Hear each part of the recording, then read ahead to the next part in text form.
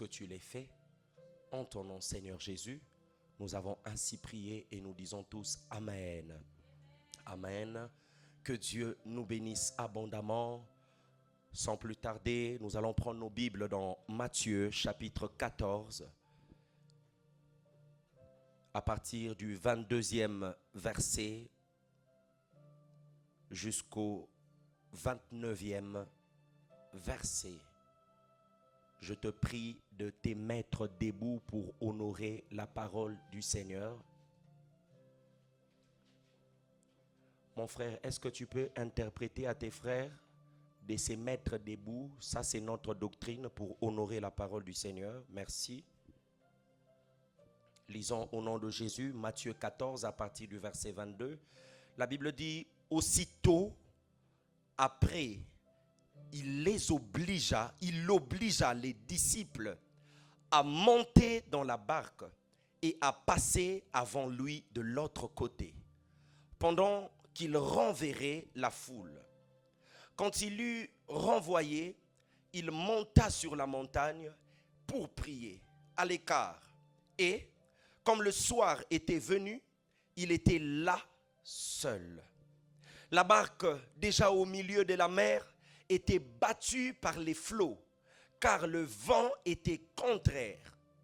À la 4e veille de la nuit, Jésus alla vers eux, marchant sur la mer.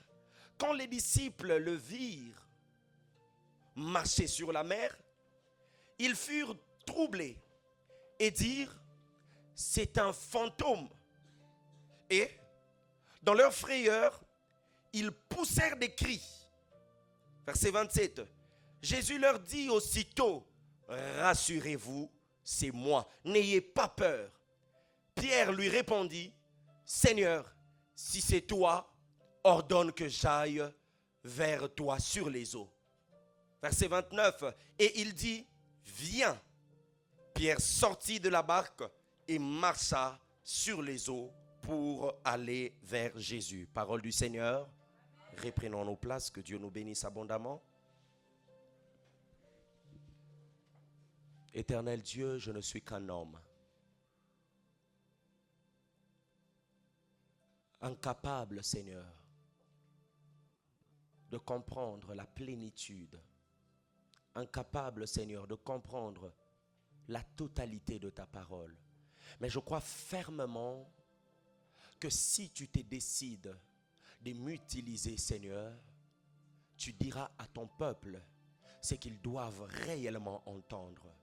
Brise-moi, Seigneur. Donne-moi de m'effacer afin que mon intelligence ne s'entende pas. Afin que ce ne soit pas moi qui parle, mais toi. Au nom puissant, précieux et glorieux de notre Seigneur Jésus, je prie afin que tous les esprits en ces lieux soient réellement captivés à l'obéissance de ta parole. Et que tout ce qui peut nous emmener, distraction, embrouillement, sommeil spirituel, voyage des pensées, je l'anéantis et je le paralyse au nom de Jésus. Règne au travers de cette parole qui sera en réalité de flamme de feu, une huile nouvelle. Je prie que tu touches, que tu impactes, que tu changes, que tu transformes, que tu enseignes, que tu édifies, afin que nous soyons prêts pour toute bonne œuvre. En ton nom, Seigneur, nous avons ainsi prié, nous disons Amen. Je bénis le Seigneur pour notre présence en ces lieux. Je suis content de nous revoir. Nous avons commencé ce thème. Aujourd'hui, c'est le 3e dimanche et le Seigneur nous fait énormément grâce. Amen. Et j'aimerais rapidement rappeler notre thème et les 2 objectifs qui nous accompagnent ou qui vont nous accompagner jusqu'à la fin de ces thèmes. Alors, durant ce mois de novembre, nous avons pour thème le parcours des intimes des dieux. Quelqu'un dit avec moi le parcours des intimes des dieux. Regarde ton voisin, dis-lui, tu as un parcours à faire avec Dieu. Très bien, merci. Alors, en titre des rappels, il est question d'atteindre 2 objectifs, comme je le disais tantôt. Premièrement, nous devons arriver à reconnaître les choses ou les expériences positives et négatives que nous pouvons rencontrer durant notre parcours parce que Dieu l'a voulu ainsi. Amen. Nous avons martelé sur ces points pour faire comprendre au peuple de Dieu qu'en marchant avec Dieu, vous allez rencontrer des expériences tant positives et tant négatives. Et notre travail, c'est de vous faire comprendre que cela existe. Parce que plusieurs viennent en Dieu pensant que Dieu n'a que des bonnes choses. Je n'en disconviens pas. Parce qu'en réalité, même ce que nous pensons mauvais ou pas bien, en réalité, ça a de l'importance pour nous. Alléluia. C'est comme un parent qui nourrit ses enfants et qui veut que ses enfants aient une bonne croissance. N'est-ce pas qu'en dehors des viandes, n'est-ce pas qu'en dehors des fruits, n'est-ce pas qu'en dehors de tout ce qui est sucré, il va aussi donner des légumes qui est parfois amer, qui est parfois dur à avaler. Mais cela ne veut pas dire que les légumes ne contribuent pas à notre santé. Ça contribue énormément à notre santé. Alléluia. Ainsi, lorsque nous marchons avec Dieu, comme étant un père responsable, il prend soin de te faire vivre des expériences positives et négatives. Négatives à tes yeux pour un temps, mais finalement, c'est toi qui comprendras que c'était pour ton intérêt. Alléluia. Voilà pourquoi en passant, je dis à quelqu'un, quand tu traverses de moments difficiles en marchant avec Dieu, ne t'inquiète pas. Tout cela concourt à ton bien. Deuxième objectif, c'est apprendre aux chrétiens à vivre avec ces expériences positives et négatives tout en étant épanouis durant son parcours et non frustrés. Aujourd'hui, nous avons des chrétiens qui s'appellent des femmes pleureuses et des hommes pleureurs. En fait, ils ont perdu la joie de vivre. Ces genres de personnes n'ont même plus la joie d'adorer Dieu. Lorsqu'ils viennent à l'église adoration, ils ne savent pas quoi dire. Parce qu'on dirait pour lui, Dieu n'a encore rien fait. Alléluia. La personne est frustrée. La personne ne sait pas faire des efforts. La personne n'a même plus de révélations. Pourquoi? Parce qu'il n'a pas appris à vivre dans l'abondance, mais aussi dans la disette. L'apôtre Paul est en train de dire dans Éphésiens chapitre 3, ne vous inquiétez pas de mes peines, de mes souffrances, parce que pour vous, c'est une gloire à venir. Et aujourd'hui, j'aimerais dire à quelqu'un par cet objectif, ne t'inquiète pas, tu dois apprendre à vivre avec ces choses, parce que pour toi, c'est une gloire à venir. Amen. On traversera de moments difficiles, on manquera parfois à manger, on aura des soucis, des inquiétudes, des complications. Tu auras des frais non payés à l'université, tu auras des problèmes dans tes relations, mais nous n'allons pas arrêter de servir Dieu en ayant la joie. Alléluia. Le psalmiste dit que celui qui sème avec larmes moissonnera avec chant d'allégresse. Cette portion des Écritures me fait toujours mal. Pourquoi? Celui qui est en train de pleurer ne doit pas arrêter de s'aimer. Tu dois pleurer, oui, mais tu ne dois surtout pas arrêter de s'aimer. Parce qu'un temps, il faut que tu moissonnes avec chant d'allégresse. Et je dis à quelqu'un, vis avec d'autres complications que Dieu permet. J'en suis sûr que c'est pour un temps. Après, tu moissonneras. Que Dieu te bénisse abondamment. Je disais que Dieu te bénisse abondamment. Alors pour cette prédication de ce jour, nous allons nous concentrer particulièrement sur les aspects négatifs de ce parcours avec Dieu. Et j'aimerais dire ceci en introduisant, il est crucial de comprendre que les difficultés et les épreuves ne sont pas des signes de l'abandon de Dieu, mais des opportunités pour renforcer notre foi et notre dépendance envers lui. Je reprends encore cette pensée. Il est important, je disais, de comprendre que les difficultés ou les épreuves que nous pouvons endurer tout au long de notre parcours ne veut pas dire que Dieu nous a abandonnés. Mais cela est tellement important pour nous. D'ailleurs, ce sont des opportunités que Dieu met en notre disposition afin de renforcer notre foi et notre dépendance envers lui. J'aimerais te faire comprendre deux choses. La première des choses, bien-aimés dans le Seigneur, c'est que dans l'affaire de la vie chrétienne ou dans l'affaire de l'intimité, si tu n'as pas la foi, tu n'es pas déjà agréable à Dieu. Amen. Autrement, il faut que ta foi soit de temps en temps purifiée. Il faut que ta foi grandisse de temps en temps pour pouvoir être non seulement agréable à Dieu, mais aussi vivre de nouvelles choses. Qui d'entre nous aimerait toujours rester à l'école primaire? Sérieusement. N'as-tu pas voulu aller en secondaire et ensuite l'université et après travailler, et après te marier? Nous voulons tous grandir, n'est-ce pas?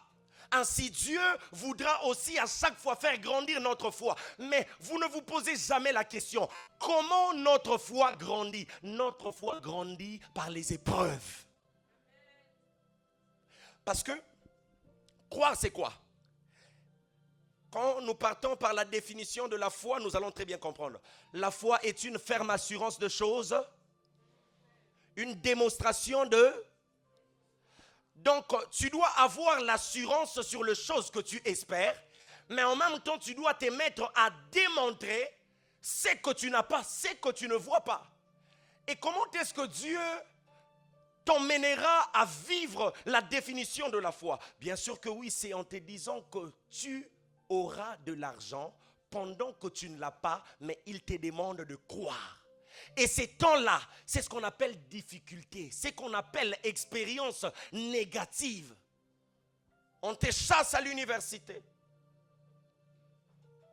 Ton loyer, tu n'as plus de garantie, tu es chassé. Ton bailleur te dit, je ne veux plus de toi dans ma maison, tu es insolvable. Là-bas, tu es insulté. Par ailleurs, tu as une femme, tu dois t'occuper d'elle. Tu dois t'habiller, tu dois faire ta vie. Tu as des enfants, ainsi de suite. Et tu te dis, Seigneur, comment est-ce que je vais m'en sortir? Mais en ce moment, lui te dit de croire parce qu'il veut faire grandir ta foi. Donc c'est cette expérience négative qui a pour objectif de faire grandir ta foi. Parce qu'à la fin, Dieu est le Dieu qui s'élève souvent en dernier. Il te donnera ce que ton cœur désire si tu t'attaches réellement à lui. Alléluia. Et finalement, tu diras, waouh, Dieu voulait que je comprenne qu'il n'est pas seulement le Dieu qui peut nous donner la bouillie, mais il est le Dieu qui peut nous donner aussi de la viande. Mais pour mâcher la viande, je dois avoir les dents. Amen. Alléluia. Les épreuves difficiles que nous traversons, bien-aimés dans le Seigneur, ne veut pas dire que Dieu nous abandonne. Aide-moi à regarder ton voisin, dis-lui, voisin, si tu traverses des épreuves difficiles et tu te sens seul, ne pense pas que Dieu t'a abandonné. Il est là avec toi. Alléluia. Les Écritures regorgent des exemples des serviteurs de Dieu qui ont traversé des moments de grande détresse, mais qui ont trouvé en ce moment des occasions de croissance spirituelle et voire même de transformation. Prenons l'exemple de Job, un homme qui est intègre et droit. Ce qui fait d'abord la différence avec toi. Toi, tu tâtonnes d'abord, tu es hésitant, tu es fouillard, l'église tu viens quand tu peux. Mais lui on dit c'était un homme droit et intègre. Mais regardez ce qui lui est arrivé, c'est inimaginable, bien-aimé dans le Seigneur. Il perd d'une manière brusque ses enfants. Ça ne s'arrête pas là, il perd aussi tous ses biens. Et ça ne s'arrête pas là, Dieu lui ajoute encore une maladie. Alléluia. Qui aimerait être à la place de Job? Seigneur, c'est à Job. Alléluia. Alléluia. Mais c'est en traversant ce moment difficile que Job a découvert une dimension plus profonde de sa relation avec Dieu, bien-aimé dans le Seigneur.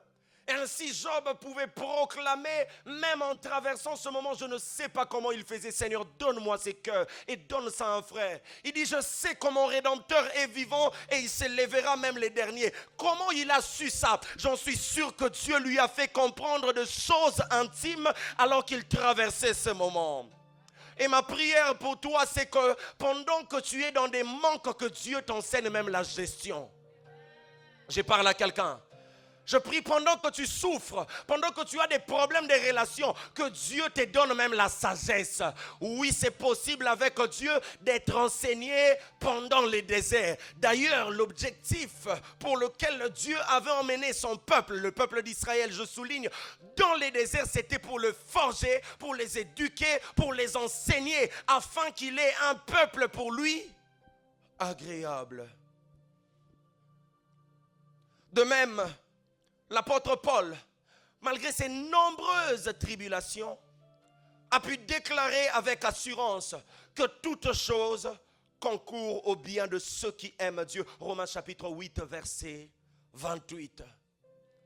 Lui qui pouvait choquer le peuple de Dieu, lui qui pouvait faire du mal aux élus de Dieu, mais lorsqu'il entre en intimité avec Dieu, et il commence lui-même à expérimenter ces tribulations, bien-aimés dans le Seigneur, il s'arrête, il dit, oh, je comprends que toute chose concourt au bien de ceux qui aiment Dieu. Alléluia, alléluia. Ainsi, ma prière pour toi, c'est que ces messages t'aident à mieux comprendre et à accepter les épreuves comme des parties intégrantes de ton parcours avec Dieu. Accepte que dans mon parcours avec Dieu, il y aura des expériences positives et négatives.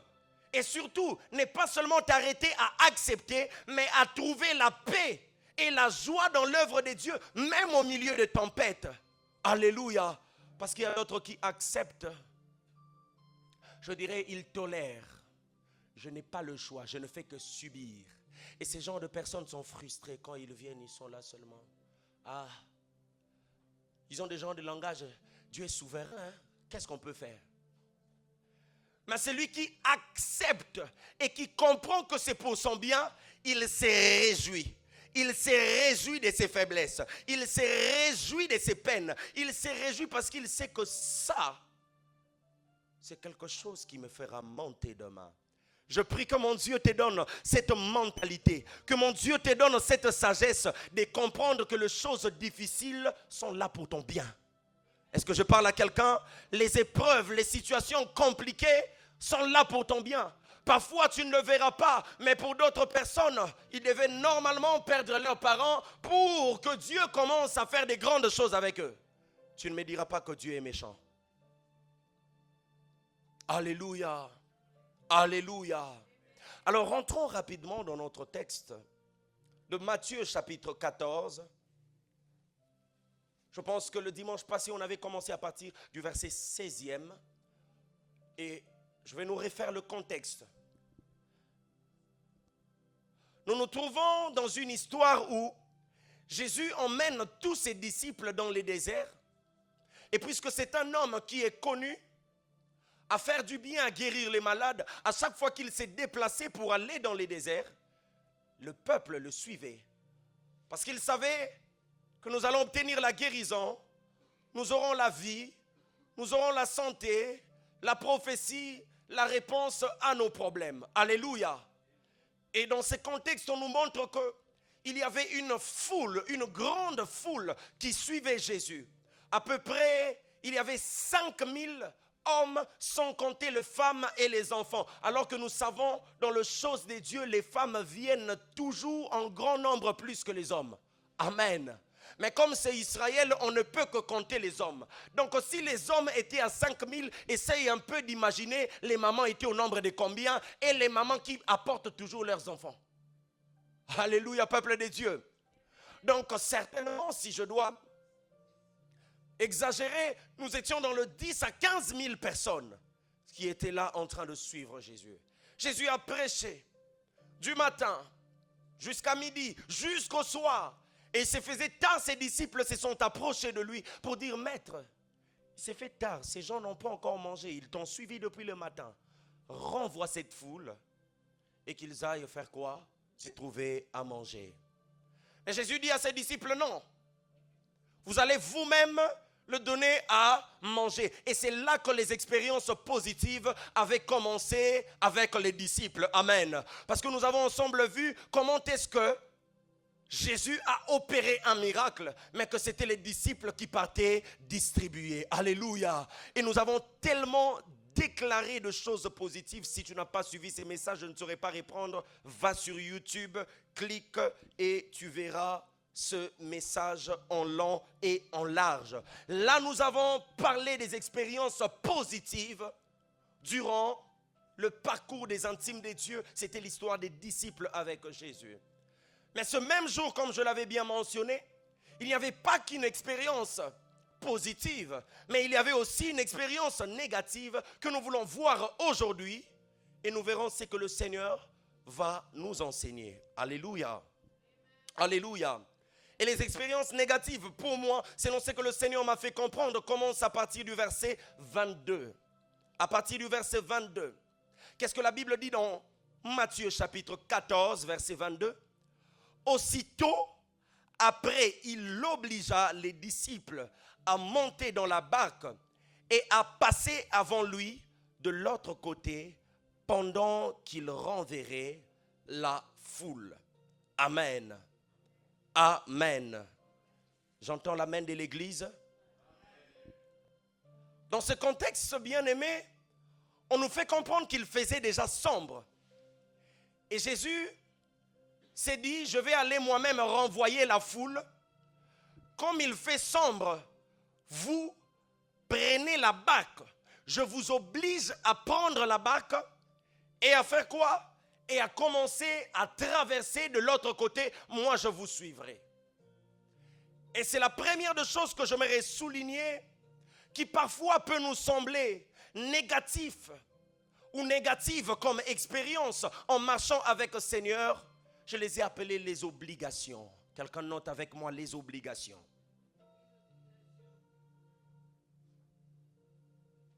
Je l'ai mentionné tantôt qu'il faisait sombre. Et quand je lis le commentaire de la Bible, on nous fait comprendre que naviguer la nuit sur la mer de Galilée était un défi de plusieurs heures.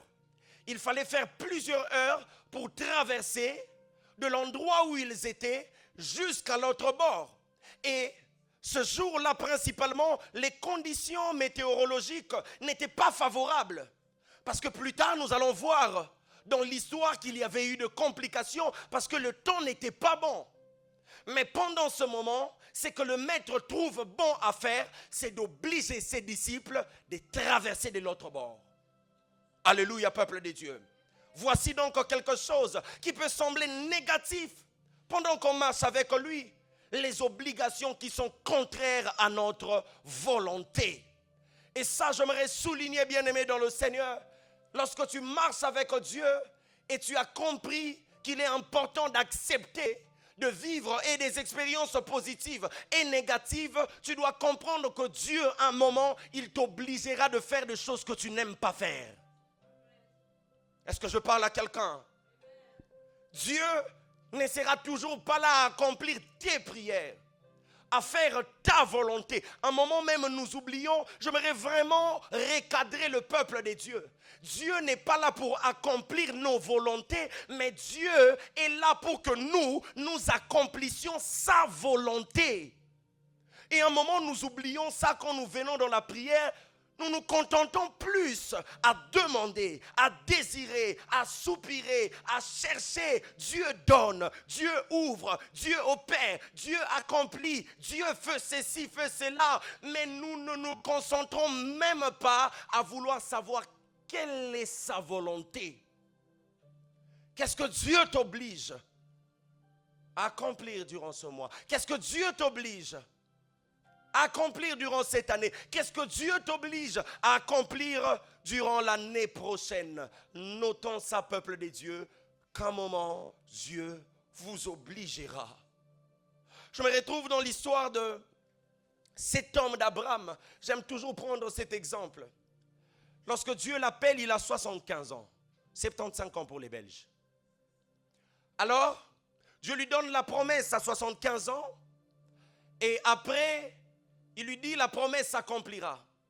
Mais à partir du moment où Abraham reçoit la promesse, jusqu'à l'accomplissement de la promesse, se coulera alors 25 ans, parce qu'il va totaliser 100 ans avant d'avoir son fils, Isaac, le fils de la promesse. Vous vous rendez compte combien est-ce que ça tarde d'abord pour accomplir, pour que la promesse s'accomplisse?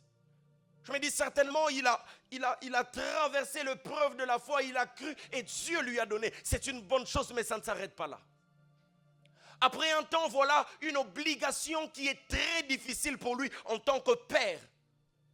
En tant que celui qui a attendu longtemps la promesse et qu'il a vu finalement. Et Dieu lui dira, fais quoi? Quelqu'un connaît l'histoire?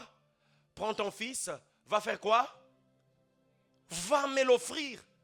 Bien-aimé, c'est parce que tu ne t'es jamais mis à la place d'Abraham lorsque tu médites. Tu ne le feras pas. Ça sera difficile pour toi. Imagine, Dieu te dit, je vais te bénir avec une parcelle, ou je vais te bénir avec une voiture. Et il te donne la sagesse et l'intelligence de commencer à travailler, d'épargner, d'économiser, ainsi de suite. Tu épargnes, tu économises. Oh, parfois même tu pars faire des restournes avec des amis pour justement avoir suffisamment d'argent pour que la parole de Dieu s'accomplisse. Parce que quand Dieu te donne la parole, on ne croise pas le bras. Alléluia. On travaille afin que la parole nous trouve en mouvement. Alléluia. Oh, alléluia. Mais lorsque finalement tu achètes la parcelle ou bien la voiture, Dieu te dit, ok, c'est bon, va donner ça au pasteur Flori. Tu donnes, tu lèves la main. Qui va donner? Papa Emmanuel a levé. Papa Eli a levé. Les autres n'ont pas levé. Donc nous voyons que c'est les 0,002 du 100% de l'église. Donc sur le nombre de personnes que nous sommes, il n'y a que 2 personnes qui ont levé la main instantanément. Bien aimé, c'est difficile à supporter. Et si je ne viens pas prêcher quelqu'un pour lui dire que ça sera facile, non, ça ne sera pas facile, mais ça ne sera pas impossible. Alléluia. Je dis à quelqu'un, ça ne sera pas facile, mais ça ne sera pas impossible. Lorsque ton Dieu t'oblige, comprends que tu n'as pas le choix. Même en pleurant, même en appliquant parfois des mensonges qui font office de vérité. Abraham dira à sa femme, je pars adorer avec mon fils, parce qu'il savait, moi Nani, mon fils, le fils de ma vieillesse, Abraham, tu veux me l'enlever, tu es normal? Abraham avait déjà compris, cette femme m'avait déjà induit en erreur en m'envoyant auprès de sa servante Agar. Je ne veux plus aller là-bas. Oh, j'aimerais dire à quelqu'un par cet exemple, lorsque Dieu t'oblige à quelque chose, ne pars pas en parler à ton père, il aura pitié. Il va te détourner de la voie du Seigneur. Alléluia. Lorsque Dieu t'impose quelque chose, n'en parle à personne. Si tu dois en parler à quelqu'un, on parle aux hommes de Dieu qui ont la maturité spirituelle de te comprendre et même de t'orienter, de t'encadrer sur ce chemin. Mais si tu commences à le dire aux personnes qui sont attachées à toi sentimentalement, tu vas refuser finalement parce qu'ils vont te conseiller, te faire comprendre que Dieu est un Dieu d'amour. Ce qui n'est pas faux. Regardez la conclusion. Lorsqu'Abraham arrive devant l'autel, même à son propre fils, il ne veut pas vraiment dire clairement ce qu'il est en train de faire. Pendant qu'il fait monter son fils, le fils lui dit, papa, qu'est-ce que tu fais? Papa, c'est moi l'offrande. Il dit, non, c'est pas toi l'offrande, Dieu pourvoira. Alléluia. Il reste prophétique jusqu'à la fin. Et ça, c'est le caractéristique que je trouvais chez la personne de Job. Même quand il traverse des situations compliquées, même quand Dieu lui oblige quelque chose, il sait que la finalité est toujours bonne. Mon ami, retiens qu'avec Dieu, la finalité est toujours bonne. Voilà pourquoi n'aie pas peur de risquer. Alléluia. N'aie pas peur. Si c'est ton argent, mets en jeu. Si c'est ton temps, mets en jeu. C'est ta jeunesse, mets en jeu. Parce que la finalité est toujours bonne. Avec Dieu, à la fin, on réussit toujours. Quand Dieu t'envoie évangéliser, j'aimerais dire à quelqu'un, même si la personne n'est pas convertie, toi tu es payé. N'est-ce pas que la finalité est bonne? Alléluia. Fais ce que Dieu te demande de faire.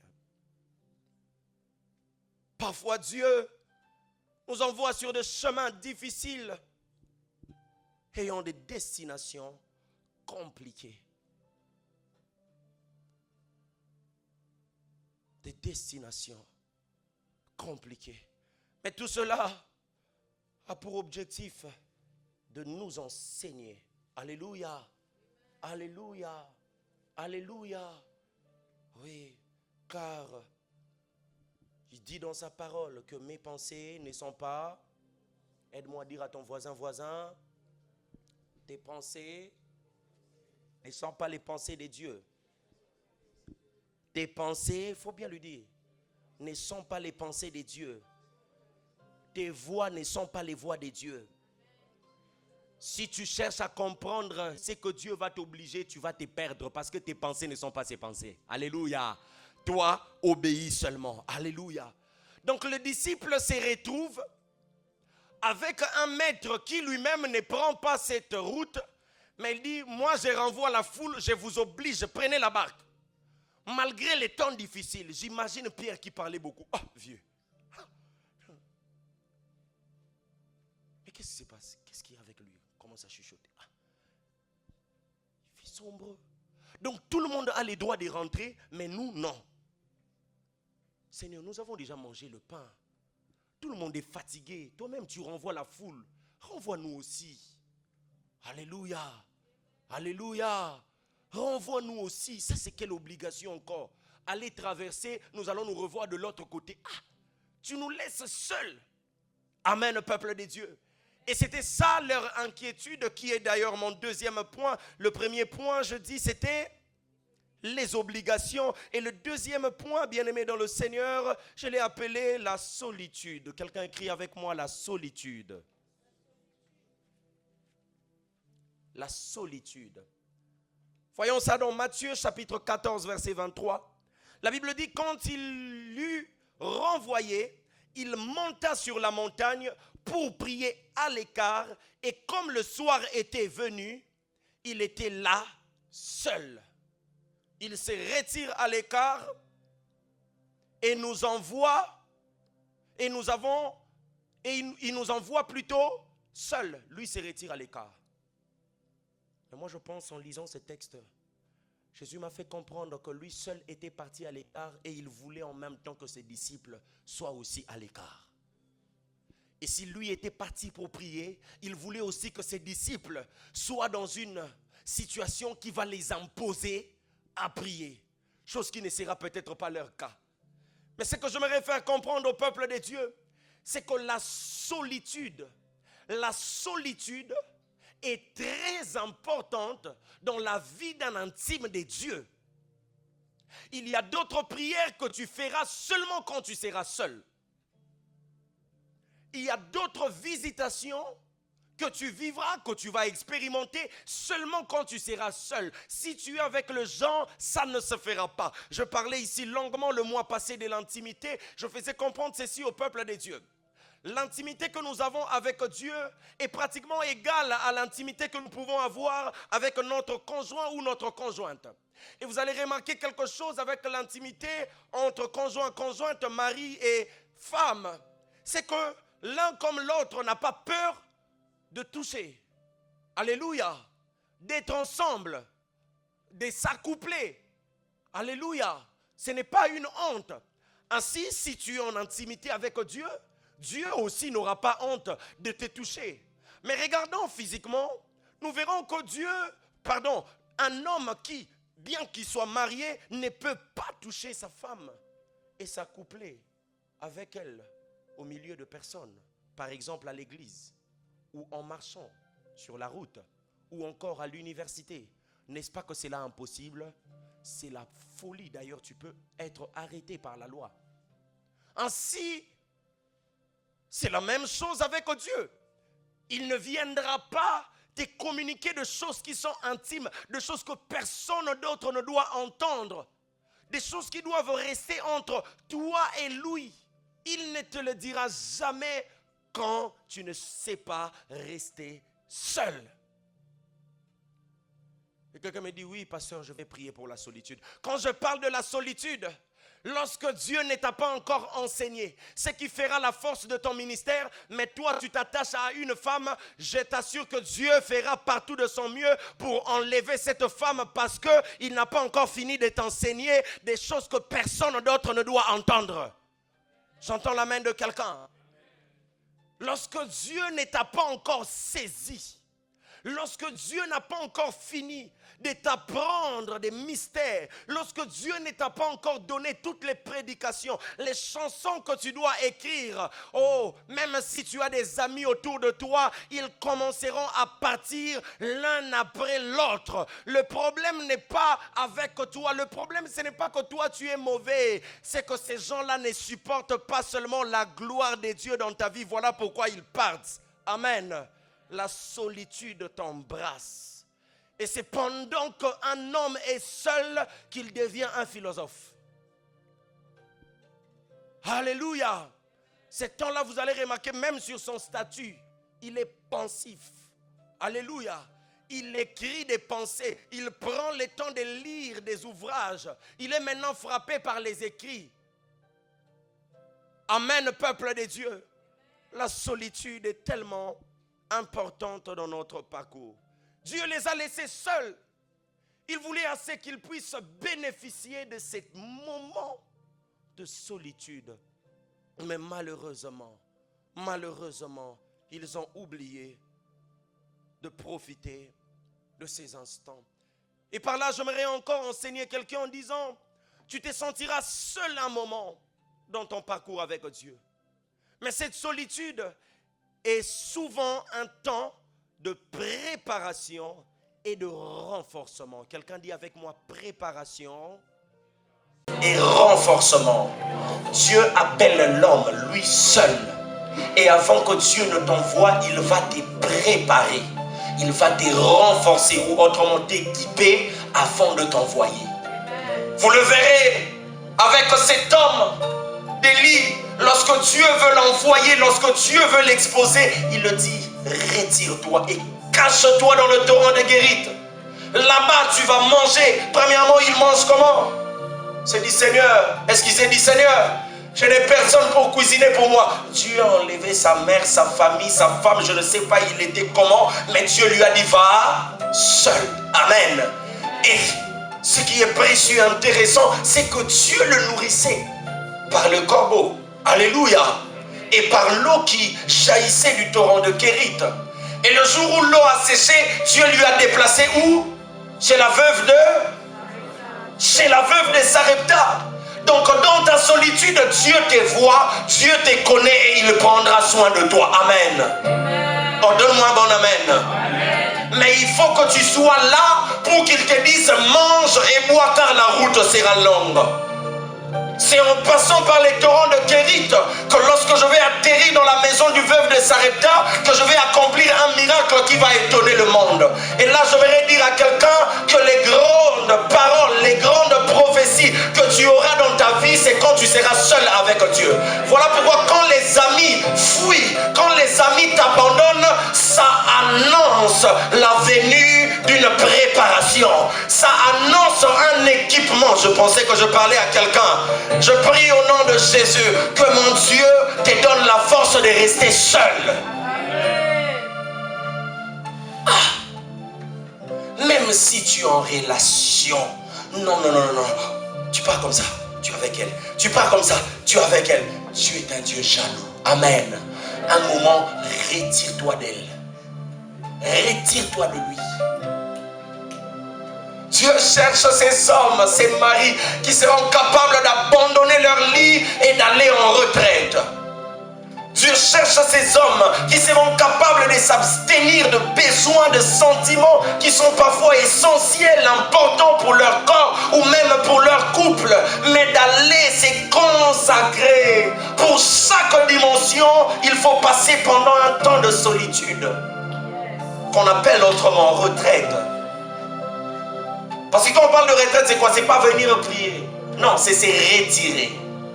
Alléluia. Tu peux prier même dans ton université, même dans ta maison. Mais quand on parle de retraite, le concept de retraite, c'est d'abord retire-toi. C'est la première chose qui intéresse Dieu. Et là, j'aimerais dire à quelqu'un, aie le plus souvent l'habitude de te retirer. Avant que Dieu chasse des personnes autour de toi, retire-toi toi-même. Parce que Dieu enseigne lentement. Il commence d'abord par te dire, prends le temps de te retirer, prends le temps de te retirer, prends le temps de te retirer. Mais il remarque que tu ne le fais pas, tu ne le fais pas, tu ne le fais pas. Mais Pendant que tu donnes des raisons, tu es avec des amis. Pendant que tu donnes des raisons, tu fais ta vie, tu dors, tu manges. Il dit, ah bon, ok, je vais créer des problèmes entre toi et tes amis. Je vais provoquer des situations pour qu'ils disent que toi, tu es une menteuse. Et puis tu avais seulement dit quelque chose là en blaguant. L'histoire est ramassée, ça tourne. On ajoute du piment, du sel. Et finalement c'est toi la mauvaise ou c'est toi le mauvais. Tu te retrouves seul. Je parle à quelqu'un qui traverse ces genres de situations. Comprends que c'est Dieu qui permet que tu sois seul. Alléluia. Je ne veux surtout pas dire que tu dois rester de cette façon-là avec tes frères. Cherche la paix, mais comprends que Dieu te veut seul. Il y a d'autres personnes qui ne sont pas appelées à faire alliance avec les autres. Oui, ta destinée est tellement grande que si tu t'associes avec quelqu'un d'autre, il risque de te voler ta grâce. C'est pas tout le monde qu'on va partager son projet. C'est pas avec tout le monde qu'on va s'associer pour faire un projet. Tu lui connais. Tu connais ses sources spirituelles. Que Dieu bénisse quelqu'un. Je dis que Dieu bénisse quelqu'un. Jésus lui-même a passé 40 jours dans le désert, seul, avant de commencer son ministère public. 40 jours dans le désert avant de commencer son ministère public. Dieu t'emmène dans ces temps de solitude. Il veut que tu sois là, que tu te concentres avant que tu ne sois exposé. Et c'est dans cette situation qu'il a mis les disciples. Allez. Oui, le temps est mauvais. Et alors, je vous oblige. Oui, il y a la tempête. Et alors? Il se fait sombre. Tout est noir. Nous n'avons pas de torches. Je ne sais pas si à cette époque-là, ils avaient des téléphones Android ou iPhone. Quelqu'un fait Alléluia.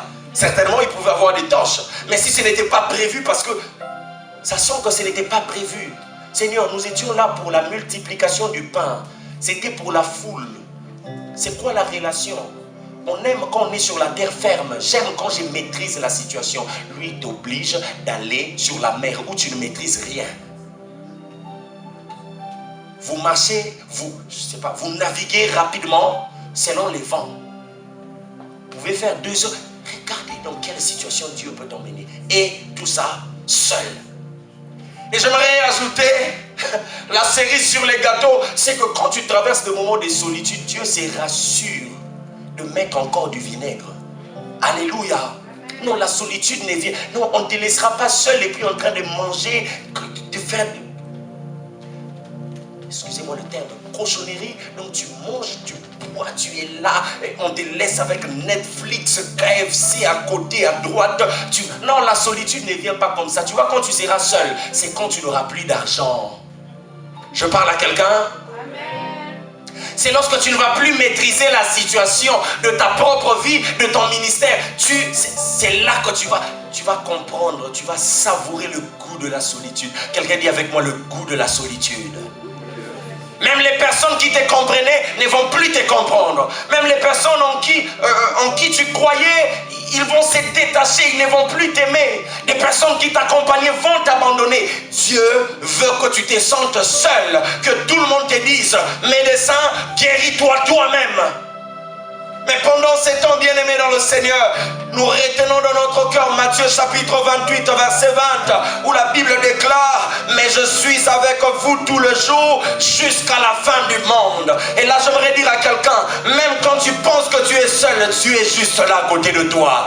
Persévère. Persévère derrière cette solitude. Il veut que tu t'en sortes. Mon ami, quand Dieu te laisse seul, il t'arrache les études, il t'arrache les amis, il t'emmène loin de la famille. Tu es ici, tu n'as que toi-même. Tu commences à stresser. Et puis tu vas entendre des gens qui diront, dans ces pays vraiment il n'y a rien à faire. Non, c'est toi qui ne sais pas quoi faire. Je parle à quelqu'un. Un temps qui va t'équiper, un temps qui va te faire du bien. Je me rappelle encore, alors que j'étais dans ces pays, entre 2020 et 2021, tu te sens vraiment seul. Seigneur, je suis entouré de personnes, mais je me sens seul. Ça vous arrive, hein? Ils sont là, on dirait, ils ne sont pas là.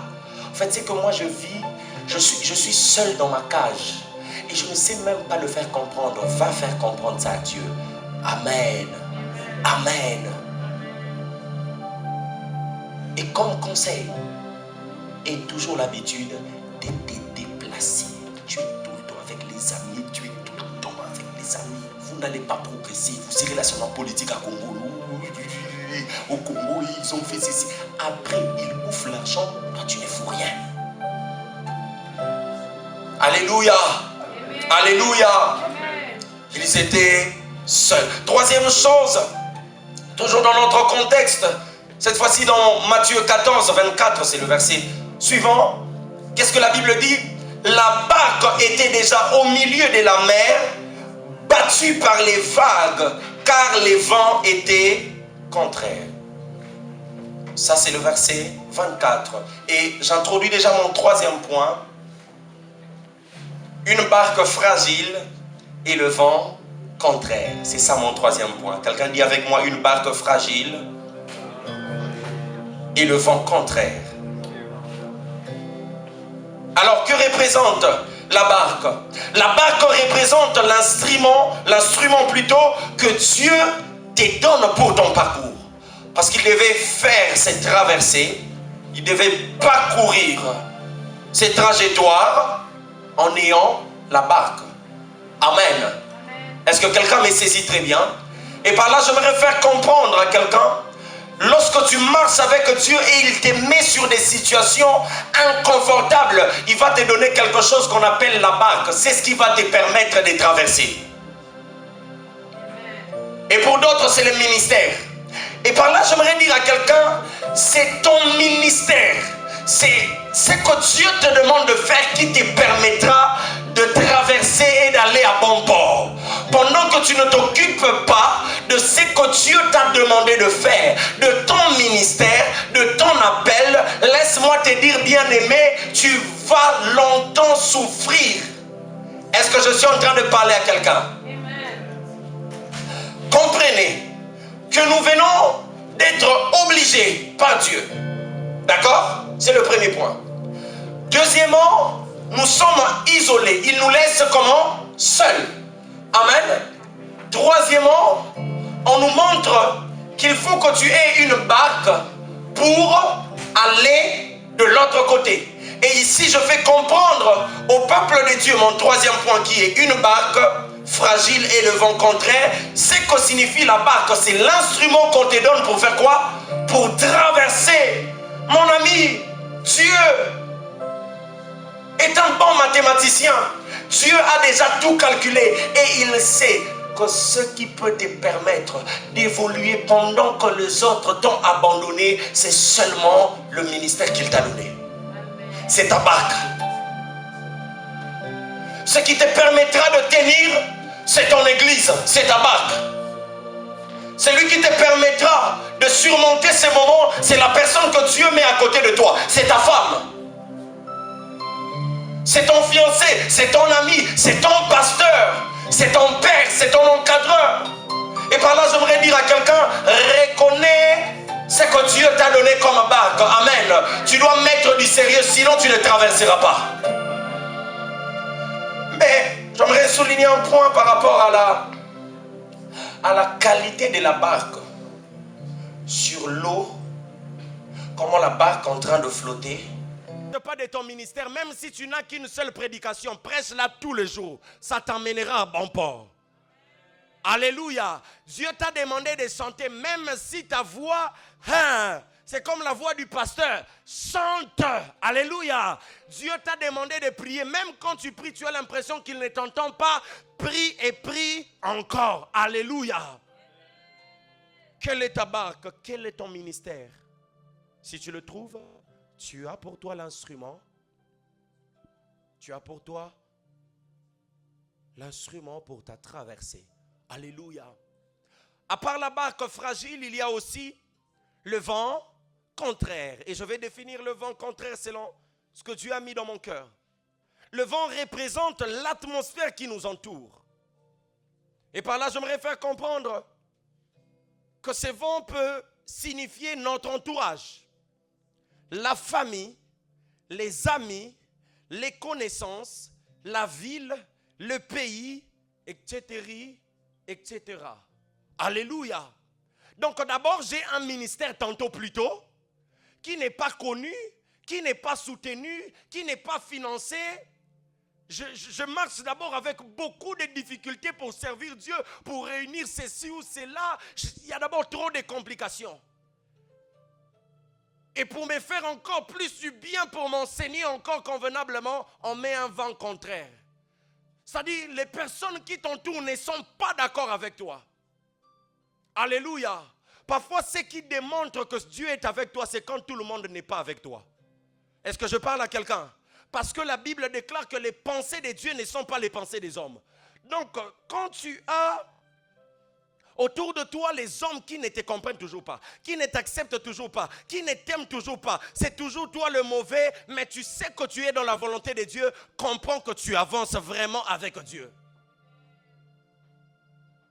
Le vent contraire, ce sont les genres de choses que vous allez rencontrer, bien-aimés dans le Seigneur. Durant votre parcours avec Dieu. Alléluia. Donc, Jésus, on a fini les services du matin jusqu'au soir. Tu nous dis de traverser. Ok. Il fait sombre, ça tu ne vois pas. Dans notre vie, ça ne t'intéresse pas au fait. D'accord, nous acceptons. Et puis viens au moins avec nous. Parce qu'on sait que tu as multiplié le pain. Kanangi, Kananga, tu peux faire quelque chose. Mais tu nous laisses seuls. Donc Dieu, tu m'appelles. Et puis je prie, tu ne réponds pas. Vous voyez?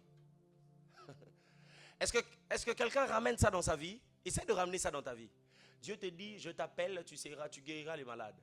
Mais tu demandes l'onction de la guérison, ça ne vient pas. Donc Dieu, tu me demandes d'aller. Mais quand je vais, tu n'es pas là. Qu'est-ce que moi je dois faire? Et puis pire que ça, tu me dis, la musique c'est ton instrument. Ok. Je prends l'exemple des musiciens parce que dans notre église, il y a beaucoup de musiciens. Alléluia. La musique c'est ton instrument, c'est ton ministère. Ok. Et puis, je n'ai pas de belles voix. Alléluia. C'est la musique qui doit me faire traverser, mais moi-même je n'ai pas de belles voix. Ou soit je n'ai même pas de personnes qui peuvent chanter autour de moi. Amen. Oh, amen. Non, réfléchissons calmement. Et après, les personnes qui m'entourent me disent, papa, ça là, pose. Tu vas difficilement t'en sortir. Travaille. Tu vois, il y a un petit job là, va faire. Papa, ça ne paye pas. Aïe, aïe, aïe, non. Tu aimes trop prier, vous êtes trop dans les prières. Et puis quand tu vas sortir, tu viendras me demander encore de l'argent. Non, papa, non. Ça c'est démodé. Quoi? Dieu t'a dit quoi? Qu'il te nourrira? Parce qu'il a dit que tu es évangéliste ou tu es prédicateur. Ah, papa, cherche l'argent. Et tu dis, ça ce sont des... Hein? Plus tard. Et c'est comme ça que nous réfléchissons parfois. Et c'est comme ça que nous allons passer à côté de beaucoup de choses. Je prie que ça ne soit pas ton partage au nom de Jésus. Lorsque Dieu veut te faire grandir, il te donne un ministère tantôt plus tôt. Et autour de toi, il met des personnes qui ne croient pas en toi. Mais j'aime toujours dire cette chose. Il n'y a personne qui peut croire en moi comme moi-même. De toute façon, j'ai même... Alléluia. Est-ce que je peux te communiquer cette grâce-là? Dis, oh mon âme, aime-toi toi-même. Accepte-toi toi-même. Je m'impose mon propre respect. Je m'impose ma propre discipline. Je m'impose mes propres règles. Je m'impose mes propres principes. Et toi de l'extérieur, tu ne viendras pas t'amuser avec moi. Je donne du sérieux. Je donne du cœur à tout ce que je fais. Je m'aime moi-même. J'apprécie. Je chéris.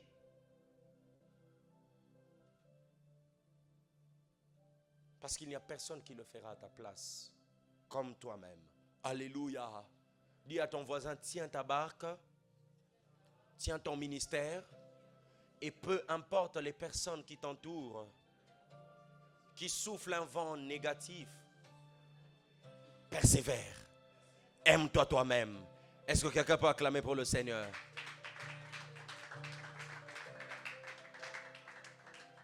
N'oubliez surtout pas la Bible dans 2 Corinthiens chapitre 12 verset 9. Quand vous vous retrouvez dans ce genre de situation, lève tes yeux et proclame cette portion des Écritures qui dit: ma grâce te suffit, car ma puissance s'accomplit dans la faiblesse. Il faut que tu dises: Seigneur, mon ministère est tellement faible et il n'y a personne pour me soutenir. C'est là que la grâce de l'Éternel va encore surabonder. Et je prie et je déclare, toi qui as un ministère qui semble être faible, toi qui as des projets mais qui tu ne sais même pas comment ça va se réaliser, et pire que ça, tu n'as personne pour te soutenir, pour te comprendre, que la grâce de Dieu t'accompagne au nom de Jésus. Je parle à quelqu'un, donne-moi un amen convenable. Je dis que la grâce de Dieu soit ton partage. Il est possible que Dieu nous envoie avec une barque qui ne tienne pas longtemps dans le flot de la mer. Mais c'est pour que nous apprenions comment dépendre de lui. Oh, si vous saviez comment Dieu aime ça. Il aime que tu te sentes incapable pour que tu dises: Seigneur, je dépends de toi. Et là, il se sent responsable et il agit. Mais quand toi tu as tout, tu ne sais pas lui dire: Seigneur, je ne dépends que de toi, parce que tu vas dépendre de ton travail. Voilà pourquoi il t'enlèvera ton travail. Tu vas dépendre de tes études. Voilà pourquoi il va bloquer les portes. Tu vas dépendre de tes parents. Voilà pourquoi il permettra à ce que tes parents ne te scolarisent pas. Tu vas dépendre de ton chéri. Voilà pourquoi il va couper cette relation. Jusqu'à ce que tu sois seul, pour que tu tiennes maintenant la barque, le ministère qu'il t'a donné. Afin que sa grâce commence à surabonder dans ta vie. Pensez à Paul, qui a fait naufrage à plusieurs fois, mais qui a toujours été sauvé par la grâce de Dieu. Vous vous rendez compte, quelqu'un comme Paul, un prophète vient, il prend sa ceinture, et puis il le lie le main. Il lui dit: où tu vas à Jérusalem, c'est ce qu'on te fera. Tu risques même d'être tué. Ceux qui l'accompagnaient ont commencé à supplier Paul: Paul, s'il te plaît, n'y va pas. Ça, c'est quel ministère que tu choisis? Comme ma mère me disait avant, arrête avec ces choses de chasser les démons. Ils vont te pourchasser à la fin, arrête. Tu n'entends pas? Et moi je répondais, entre moi et les démons, qui doit avoir peur de l'autre?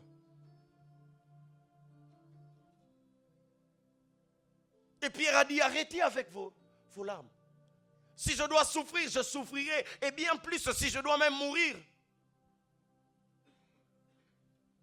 je mourrai à Jérusalem. Alléluia. Alléluia. Mais Dieu était avec lui. Après ça, le Seigneur lui a dit: quitte Jérusalem, parce qu'ici on n'entendra pas ton témoignage. Va ailleurs. Il commence encore à se plaindre: Seigneur,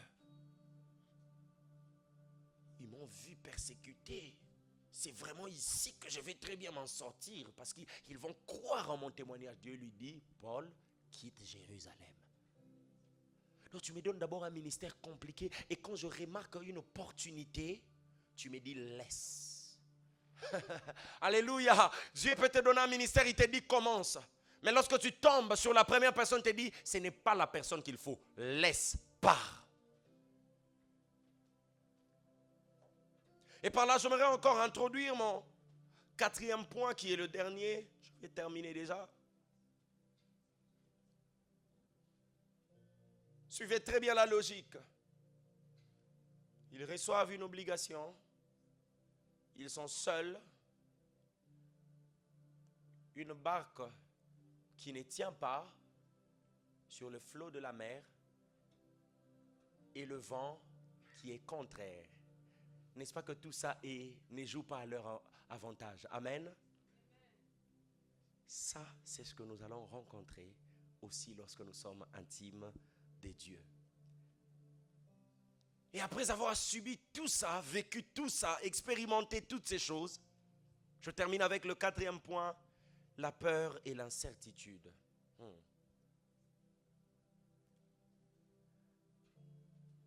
Trop d'obligations, trop d'exigences dans l'œuvre. Ah, Seigneur, te respecter, c'est difficile comme ça. Seigneur, t'honorer, c'est compliqué comme ça. Et puis moi je viens, tu as dit en moi tu auras la paix, tu auras la joie. Tu me laisses seul. Tu me voles tous mes amis, tu me voles même ma jeunesse. Tu me voles même mes études, tu me voles tout. Tu me voles mes temps de divertissement. Ça devient des temps de prière. Et puis tu me donnes un ministère encore compliqué. Ah, papa. Alléluia. Heureusement que nous avons l'espérance que la finalité est bonne. Sinon, je serai le premier à abandonner. Alléluia. En fait, c'est l'espérance qui nous fait vivre. Amen.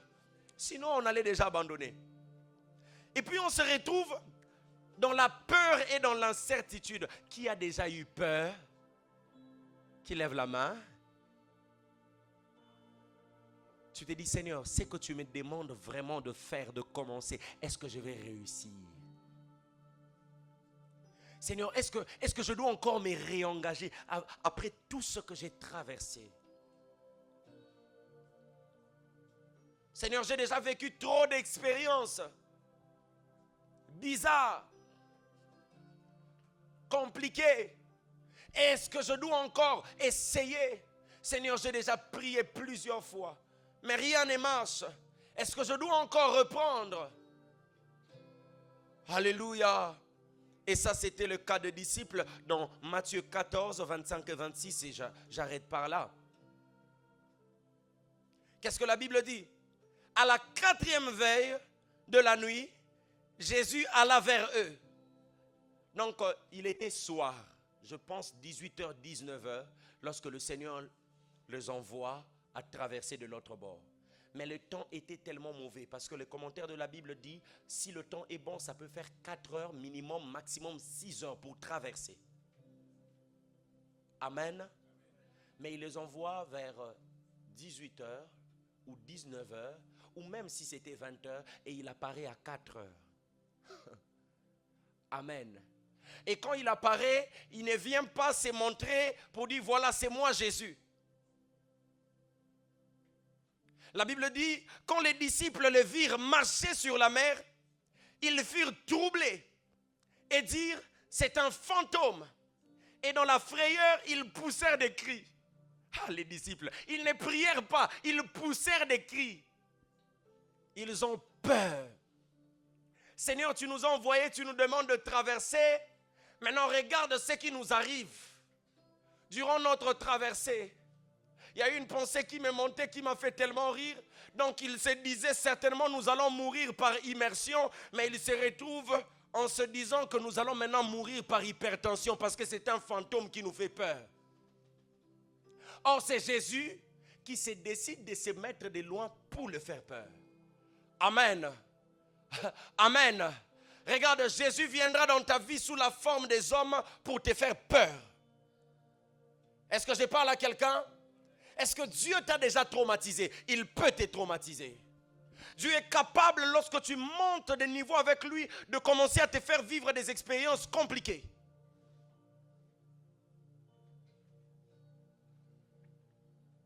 Vous ne savez pas ce que c'est? Comme le pasteur Marcelo raconte, il refuse l'appel de Dieu et puis il va étudier, il commence à devenir fou. On le voit en train de manger des bouts de papier. N'est-ce pas que cela est traumatisant? Pour d'autres personnes, à chaque fois qu'il place sa tête et il s'endort, il voit un ange de Dieu venir les tourmenter.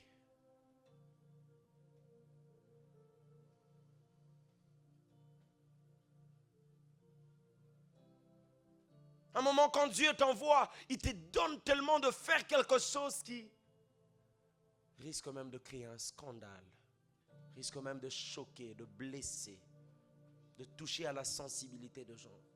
Et tu as peur au-dedans de toi. Tu te dis, Seigneur, est-ce que je dois réellement le faire? Alors c'est lui qui te fait peur. Tu es dans l'incertitude. Tu es dans l'incertitude.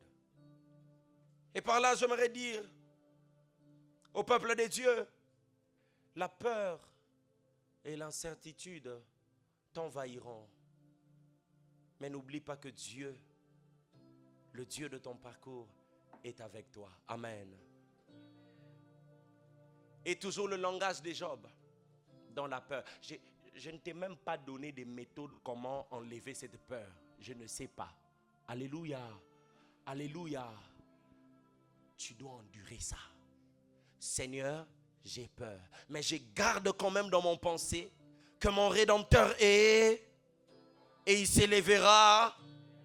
Après la peur viendra le temps de la tranquillité. Après l'incertitude viendra le temps où tu seras maintenant sûr, confiant. Je vous ai dit, si Job a perdu tous ses enfants, c'est bien, et il est frappé par la maladie.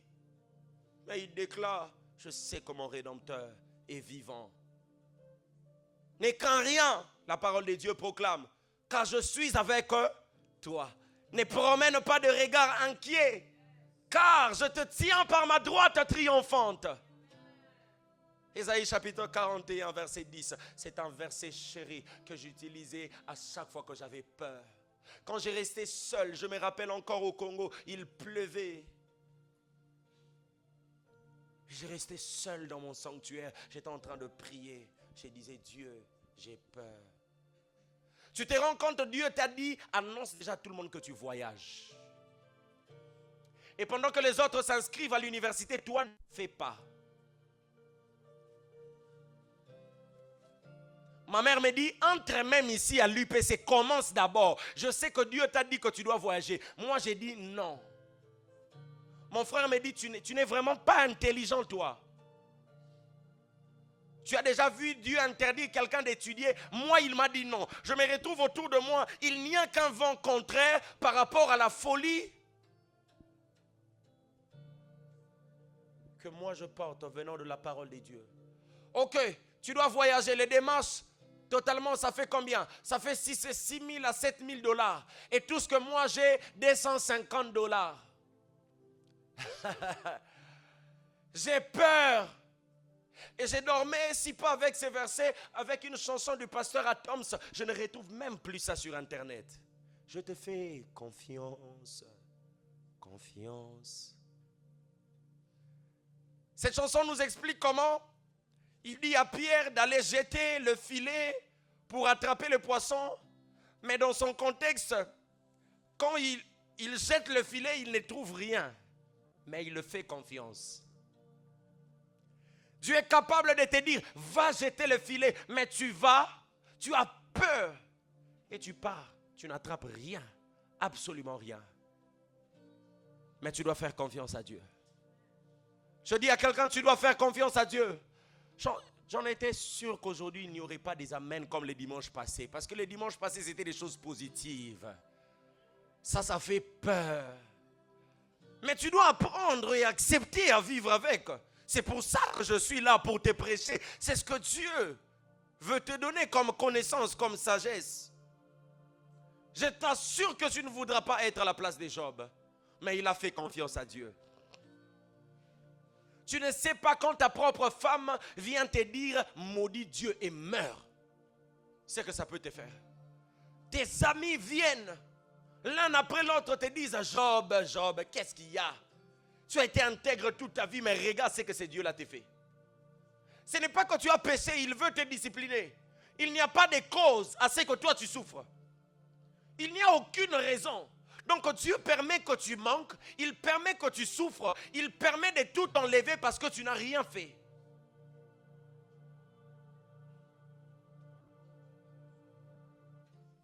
Il autorise au diable de te toucher, de saisir ta vie, de te faire mal au cœur. Tout cela pour t'enseigner.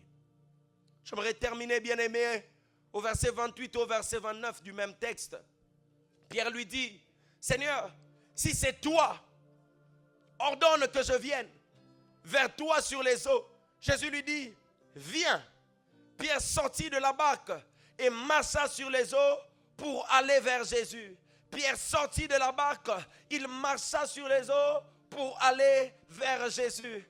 Et ça me plaît beaucoup parce que je comprends que c'est que Dieu voulait faire vivre à Pierre. C'était une expérience de marcher sur la chose que tu ne maîtrises pas, l'eau. L'eau représentait le problème, l'eau représentait les difficultés, c'est l'eau qui gérait le vent qui était contraire, l'eau représentait le monde sur lequel il devait faire son ministère. Mais pendant qu'il voit Jésus de loin, Jésus lui dit, Pierre, regarde-moi, je suis capable de dominer sur toutes ces choses. Jésus lui dit, Pierre, regarde-moi, je suis capable de réussir. Et il lui dit, Seigneur, si c'est toi, ordonne que je vienne. J'aimerais dire à quelqu'un, tu vois tout ce qui te fait peur, notre Seigneur l'a vaincu à la croix. Je n'ai pas entendu la main d'un chrétien. Tout ce qui te trouble aujourd'hui, dis-moi, quelle est cette maladie que notre Dieu n'a pas guérie? Quel est ce manque que Dieu n'a pas comblé? Qu'est-ce que notre Jésus n'a pas fait à la croix? Est-ce que tu réalises qu'il est celui qui marche sur l'eau? Il marche sur la maladie, il marche sur l'échec, il marche sur la pauvreté, il marche sur la sorcellerie, il marche sur tout ce que toi tu crains. Et ce qui est encore spécial, c'est qu'il te dit, si moi je le fais, toi aussi tu peux le faire. J'aimerais dire à quelqu'un, aujourd'hui Dieu t'invite et il te dit, tiens-toi prêt, tu marcheras dorénavant sur ce qui te faisait souffrir. Tu marcheras dorénavant sur ce qui te faisait peur. Tu marcheras dorénavant sur ce que tu craignais. Est-ce que je peux recevoir l'amen de l'église? Reçois les paroles de bénédiction. Apprends à être sensible. Alléluia. J'aimerais qu'après cette prédication, que quelqu'un comprenne que si mon Jésus a vaincu la solitude pendant 40 jours, moi aussi je resterai seul et je serai victorieux au nom de Jésus. J'aimerais qu'après cette prédication, que quelqu'un se dise, Jésus a pris un long temps où il était affamé, parfois même il pleurait. Il a pleuré, il a souffert. À un moment, il s'est senti seul. Il a crié à la croix, Père, pourquoi m'as-tu abandonné? Mais finalement, il avait la victoire. Toi aussi, dis-toi, parce que tu es mort avec Jésus, ressuscité avec lui. Tu vivras toi aussi des expériences négatives, mais après ça viendra certainement des expériences positives. Voilà pourquoi tiens bon et n'abandonne pas. Tiens bon et n'abandonne pas. Après cela, nous voyons la fin. L'un des disciples, Pierre, fier d'accomplir un miracle. Pierre est fier d'accomplir un miracle. Je dis à quelqu'un, tu seras fier de dire, il y a un Dieu qui était avec moi dans la solitude, mais qui m'a accordé les choses que je désirais. Lorsque Dieu me disait que je vais t'élever, je vais t'emmener très haut, je disais, Seigneur, ça va se passer quand et comment. Mais lorsque Dieu a commencé à accomplir ses paroles, je suis fier de dire que le Seigneur m'a donné une femme très tôt. Je suis marié très tôt. J'ai un bon travail très tôt. Je dis amen pour moi-même parce que j'ai l'impression que toi, tu ne veux pas vivre ces choses. J'ai un ministère très tôt. J'ai une belle vie très tôt. Et je te dis, ça sera très tôt que je serai millionnaire. Pierre, fier d'accomplir un miracle, de sortir et de marcher sur les eaux, cet acte de foi nous enseigne plusieurs leçons importantes. Mais avant de passer à ça, j'aimerais déclarer dans la vie de quelqu'un, il est temps que tu marches maintenant sur les eaux au nom de Jésus. Non, tu dois sortir de ces zones de confort. Cette barque-là t'empêche de bien évoluer. Cette barque-là ne te permet pas d'expérimenter d'autres choses. Le problème avec toi, tu étais trop carré. La barque, c'est l'instrument que Dieu t'a donné au départ, mais ça ne veut pas dire que ce n'est que ça qui te régit. Celui qui te régit, c'est le Dieu sans limite. Le commencement et la fin de toutes choses. C'est lui qui t'enseigne, c'est lui qui t'accompagne. Sors de ce zone de confort.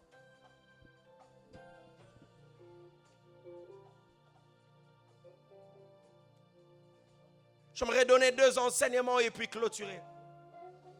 Le parcours avec le Seigneur est rempli de défis, mais aussi de grandes bénédictions. Il nous appelle à sortir de notre zone de confort et à marcher par la foi. Même lorsque les circonstances semblent impossibles. Aujourd'hui, je dis à quelqu'un, après ces messages, après cette prédication, sors de ton zone de confort et marche dans la foi. Alléluia. Sors de ta zone de confort où tu t'es senti à l'aise et marche dans la foi. Alléluia. Arrête de t'inquiéter. Fais ce que Dieu te demande de faire. Il sera avec toi. Alléluia. Qu'est-ce que la Bible dit dans 2 Corinthiens chapitre 5, 7? Car nous marchons par la foi et non par la vue.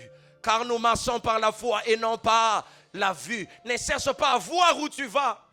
Ne cherche pas à voir ce que le Seigneur te donnera. Ne cherche pas, Seigneur, tu m'as appelé, d'accord. Seigneur, tu as dit que je suis un évangéliste. À partir d'aujourd'hui, je me demande, que fait un évangéliste? Quelle formation je dois suivre? Comment je dois m'engager à l'église? Je commence. Comment ça sera? Je ne sais pas. Mais moi, je me lance par la foi. Aveuglement, je vais démontrer le ministère que toi, tu m'as donné.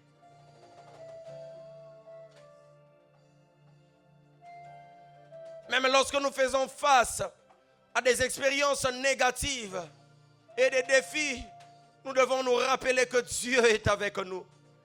Il nous appelle à avoir confiance en lui et à avancer malgré les tempêtes. Alléluia. Alléluia. Que le Seigneur bénisse sa parole dans nos cœurs. J'aimerais que tu te lèves où tu es.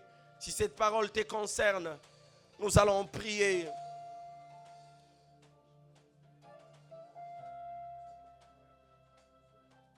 J'aimerais que tu dises à Dieu, Seigneur, apprends-moi à te faire confiance. Apprends-moi à accepter de traverser les épreuves, les situations difficiles, compliquées. Parce que dans ma famille, je perdrai certainement des personnes qui me sont chères. Mais je ne veux pas, lorsque je vais perdre une personne dans ma famille qui m'est chère, que je dise, Seigneur, pourquoi tu m'as abandonné? Non. Seigneur, qu'est-ce que tu veux plutôt m'enseigner?